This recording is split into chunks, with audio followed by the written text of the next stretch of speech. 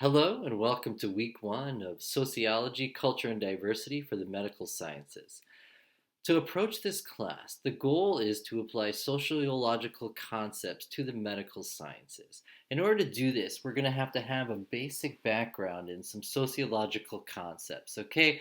So, just as a quick overview, in sociology, we're studying society, which means we're studying groups of people, and we're saying, how does it work? How does it function? Are groups in conflict? How do we construct society by interacting with each other? Okay, and so for this class, we're then going to take a sociological approach and we're going to apply it to the medical sciences. And so some big concepts in sociology we're going to have to understand to be able to make sense of how that influences our access to healthcare, our attitudes toward healthcare, etc. Okay? So think about some of the big institutions in society, like the education system, for example. At first you might not be able to put it two and two together. What's the association between education system and healthcare, for example? But then ask bigger questions like, what happens if you go to a really good school and your family has a lot of money and they have all the basic things for life, okay? Who's going to have more access to healthcare? That person growing up in high socioeconomic status or maybe somebody in poverty? Again, so is the education level of the person associated with how much money they make, with the socioeconomic status, which is then associated with, their access to healthcare. So we're going to have to understand some basic concepts like how macro forces, social forces like the economy and the education system and culture and race and sex and gender and sexuality are associated with access to healthcare, attitudes toward healthcare, and all the other concepts we're going to talk about in this class. So, again, we're going to be thinking about some of these systematic, institutionalized factors: race, sex, gender, religion, ethnicity, just to get a real feel for how this affects our access to healthcare and our attitudes toward healthcare, okay? But we need to have a very good understanding of how systems of privilege, power, and oppression, like social class and race and sex, are associated with, our access to healthcare, for example. So again, when we look at a sociological perspective, we need to have a kind of a basic understanding of some of these concepts. And the first one we're going to really talk about in week one is culture. Okay, and again, culture is something you're introduced to in sociology very early on. And culture is this idea of a group of people, a society, with a common way of life. And now, if you think about it on a global spectrum, look around you. How many different cultures are there on the planet? I mean, there are just, expansive amounts of culture. And they can be big cultures like American culture to small culture like punk rock culture, for example. Okay, and so we need to have an understanding of how our nation of origin is associated with our culture. The neighborhood we grew up in is associated with culture. Race is associated with culture. Your socioeconomic status is associated with culture. Okay? So in order to be able to really understand healthcare and sociology, the goal is to take these systematic ideas, such as, inequality and access, and how does that influence healthcare? And then start taking some other ideas like the cultural aspects. How is our way of life associated with access to healthcare, for example, or attitudes and beliefs toward healthcare? Okay, so that's how this week opens up. It starts talking about cultural and linguistic competence. Okay, so the book first talks about cultural competency, and this is the awareness of all the different ways of life, okay? Because there is an incredible cultural diversity on this planet, and one's culture is associated with their attitudes, ideologies, expectations, and beliefs, okay? And so aspects of our culture, such as religion, attitudes towards sex and gender, systems of patriarchy, racial inequality, all of these factors we need to be aware of when we are going to be treating patients, for example, and working in hospital settings and working in any institutional setting in general. So the book talks about, to gain cultural competency, the first thing we have to do is have an awareness of cultural diversity. That is to have a cultural relativistic perspective of different cultures instead of an ethnocentric perspective. Ethnocentric being judging your culture, judging another culture based upon your culture, and culturally relativistic meaning judging another culture based upon their culture. Okay? Because again, we need to be objective in the social sciences. We need to remove our bias, remove our own attitudes, and say, how can we holistically treat a person? And in order to holistically treat a person, we have to remove ourselves from the equation, oftentimes, to recognize where that person is coming from, to understand their attitudes, to understand their access to healthcare, for example. Okay? Because again, let's say we're dealing with a population in poverty, for example. They might not have access to healthcare because of economic and other social forces associated with that. What can we do? How can we help? How can we be of service? Because that is our mandate, right? Pluralism is the idea that not only is the world culturally diverse, but often these cultures are not segregated. And that is the ideal, right? Because we all have seen the consequences of segregation. And so, this idea of multiculturalism and diversity and pluralism is having all these diverse cultures all working together as one part of a society. And when you study something like the functionalist theory of sociology, each culture has a part to play, has a purpose. Okay, so in America, you have this incredible diversity of cultures, and they all have a role to play. And America is not America without all of these cultures all interacting with each other. And we can't understand America by just understanding the cultures that exist. We have to understand the history of the cultures and how we've interacted and come to fruition over time. Okay, so again, cultural competency has incredible clinical practice applications because you guys are going to be dealing with the public. And whenever you're dealing with the public, you have to have a social awareness of where people are coming from, their own personal subjective experiences on life, the common themes in their life, their attitudes, their beliefs, their culture, their overall way of life. Okay? We need to be able to relate to diverse populations in healthcare because we need to understand where people are coming from. Just to be able to make somebody comfortable in a setting like healthcare, we need to understand a little bit about their culture so we can be of service to them. Plus, there's a lot of social norms, rules, and expectations when dealing with certain populations. And if we don't have cultural awareness, we can often violate social norms of other cultures. So it's important to know the social norms of other cultures so that we can apply those when dealing with specific populations. Okay? So again, cultural competency impacts access and response to healthcare. Again, so people's culture influences their access because there is a culture of poverty. There are race-based cultures, for example, that have been subjected into the lower classes, for example. And how does that associated with their access and response to healthcare? Things that we're going to get into a little bit deeper on. Okay, so as the book put in quotes here, large capital letters, I also put that in there. Culturally competent to deliver cultural care. So that's the goal. You need to have a cultural awareness, a culturally relativistic perspective of diverse cultures to be able to treat a person. We need to be able to understand all the concerns of all different types of people to be aware. And one of my favorite examples of this is health and medicine, is the idea that, take the culture of women versus the culture of men, for example, and when it comes to medicine and treatment, is there a difference? Okay, do drugs affect one sex differently than they do another? Okay, does research tend to sample more males than females? And by sampling more males than females, how is that affecting the outcomes of women taking a specific drug? And these are just little ways of being aware, but we have to recognize differences because the differences do matter. It doesn't make us like better or worse than anything. It just means that like we're very diverse. All people are different. It doesn't matter what culture you come from.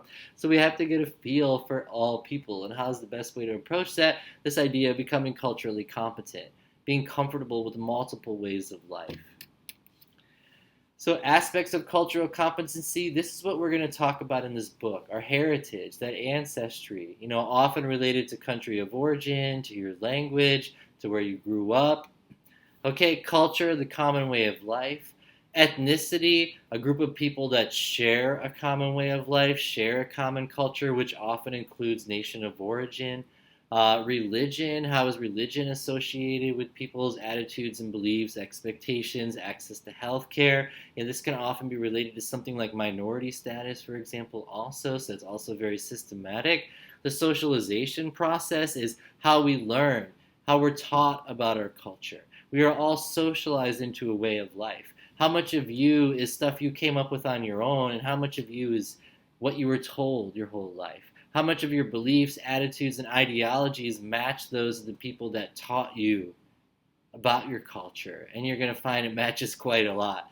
So identity is going to be a factor. When we identify with groups of people, how does identifying with different groups of people affect our life? Identifying as black, how does that affect your life? Identifying as woman, how does that affect your life? Identifying as gay, how does that affect your life? We need to be aware of all the different variables and how that affects people's identity, and how the social context is associated with how our identity is constructed, and how our identity is constructed from our culture as we interact with other people that share a common culture and often different cultures. We're going to be focusing on diversity so you can get a diverse feel of different races, different ethnicities, different cultures around the world. We're going to be studying demography in this class, which is population studies, highly looking at statistics of poverty and access in healthcare, and asking why are people that are not in poverty have more access to healthcare than people in poverty. Okay? We're going to be looking at immigration, the personal experiences of that, and the systematic effects of immigration, especially when it comes to access, rising up the social class ladder, job prestige, etc.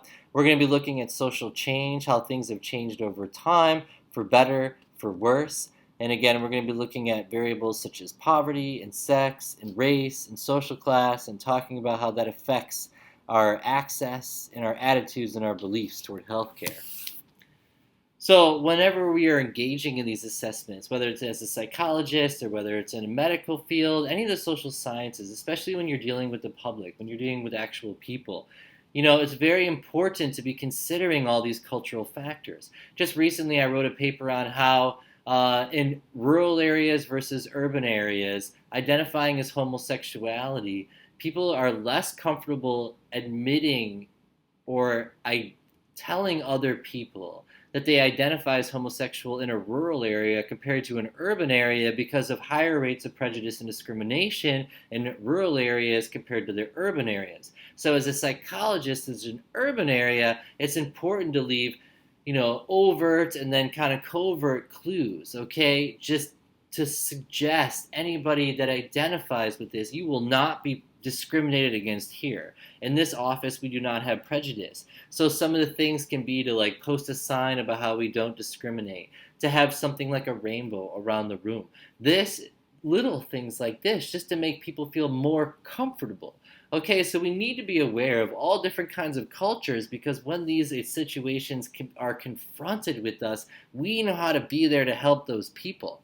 And for example, a person who identifies as homosexual, who's experiencing psychological distress, for example, they might be, if they're not able to share what's actually happening, that could affect their overall health. So we need to be thinking about culture and how that influences things, okay? Men, for example, report less health concerns than women, and this can have a detrimental effect than men. And so why do women report health concerns more than men? And that has to get into the culture of masculinity versus the culture of femininity, for example. So maybe a man is less comfortable talking about things than a woman is. So if you're a doctor or something like that, maybe do we need to pry more a little bit if it's a male? And I mean, that might seem like an interesting policy, but the statistics say that men are going to report problems less. But that could lead to greater heart risks, for example, if they have heart disease and they're not talking about it. You know what I mean? So we need to be getting into the different aspects of culture. We need to be asking our patients a little bit about that to get a feel for it, okay? We need to get an ethno-family health interview / assessment, kind of figure out where they're coming from, figure out their socioeconomic status, figure out if they've had access, more tests recently, things along those lines, okay? And then again, an ethno-cultural community assessment. And this is the idea of looking at the community, looking at the neighborhood, looking where they're growing up, looking at rates of different factors and assessing the problems to really try to figure out what's going on, okay? So the ways to cultural competency, again, you have this personal heritage, figuring out a person's individual subjective experiences. Then you have the heritage of others, demographics. What are the trends for people that identify as Jewish? What are the people that identify as African American or Native American or homosexual or male or female? We need to be looking at all these different categories and asking what is special about them relating to health and medicine. What are their unique life experiences? Okay, because these are going to help us treat them better. So if we don't have an understanding of their culture, where they're coming from, we're not going to be able to treat them as well as if we could get a feel for where they're coming from and how to best treat this patient. Okay, so health and health beliefs and practices, again, highly influenced by culture. Healthcare culture and systems. What about the healthcare, the bureaucracy of the healthcare? How does the system work? How much of it's influenced by economics? Things along those lines. And then traditional healthcare systems, we're going to be looking at a traditional model for the healthcare system and access to the healthcare system. And then we're going to be asking questions. Does this functional? Is it dysfunctional? Who does the healthcare system serve? Who is it not serving? So national standards were imposed. The CLAS, culturally and linguistically appropriate services, has become a healthcare mandate. Okay, it's imperative that we have cultural competence to be able to fully treat someone. Okay, and this can often be a violation. For example, if you're dealing with a population that requires cultural competence and you don't have the cultural competence, that could be considered an ethical violation. You need to be certified to be working with different types of people. And if you're not certified, if you're not competent, if you're not fully trained, then that you could risk not treating them as well as you possibly could. Okay? So we need to have a culturally appropriate approach to health and healthcare. You know, so we need to also be culturally sensitive. And this is a big one. And the first example that always pops into my mind is this idea of patriarchy. So a lot of cultures have this patriarchal understanding where it's incredibly inappropriate for anyone to talk to like someone's wife, for example. And albeit this might not be justifiable in the United States, where feminist rights and women's rights just are imperative in the United States, and you can see this march toward equality between men and women and kind of the deconstruction of a patriarchal ideology in the United States. But other cultures might not necessarily feel this way, and so it often is inappropriate to talk to certain people, for example. So we need to be kind of sensitive and aware of how other cultures want to be treated and what's appropriate for them, because oftentimes our value system might just deviate from somebody else's, but we need to be on their level. We need to be culturally sensitive of where they're coming from, what's appropriate for them, what are the social norms for their culture. Okay, that's the idea of cultural care. It's, finding out about somebody. Where are they coming from? What are the unique experiences of their culture? What is their culture life? What's the general way of life? What's their ideologies, beliefs, and attitudes? And you'll hear that a lot. Ideologies, beliefs, attitudes, expectations. This is all built into sociology. This is just, basic intro 101 kind of stuff, but we need to be constantly applying this to the healthcare throughout the class. Okay? And then the book again kind of concludes week 1, chapter 1 with language access services is also pretty much mandatory now. We need to find a way to communicate with people, and it's inexcusable to not find a way to communicate with someone, because no matter what, we can get on the phone, find an interpreter, find someone that can help us help that person. Okay, these are things that are expected of us when we're dealing with the populations to follow ethical guidelines. Okay. So the cultural foundations for this book, again, we're looking at heritage, culture, ethnicity, religion, and the socialization process, how we're taught about our culture, how we're socialized into a way of life. We're going to be looking at diversity, demographic population studies, immigration and poverty. We're going to be looking at health and illness, okay, health and illness, traditions model, healing, family, healthcare. We're going to be looking at race. How is that associated with access and healthcare? Social class. I mean, a lot of concepts in this class. Again, we got to be looking at how these macro institutions, like economics and the economy and the education system, and how is this associated with our access to healthcare and our overall well-being, our overall physical and mental health. So, I hope you guys enjoyed week 1. Please, if you have any questions, email me. Again, it is an honor Thank you so much and have a wonderful day.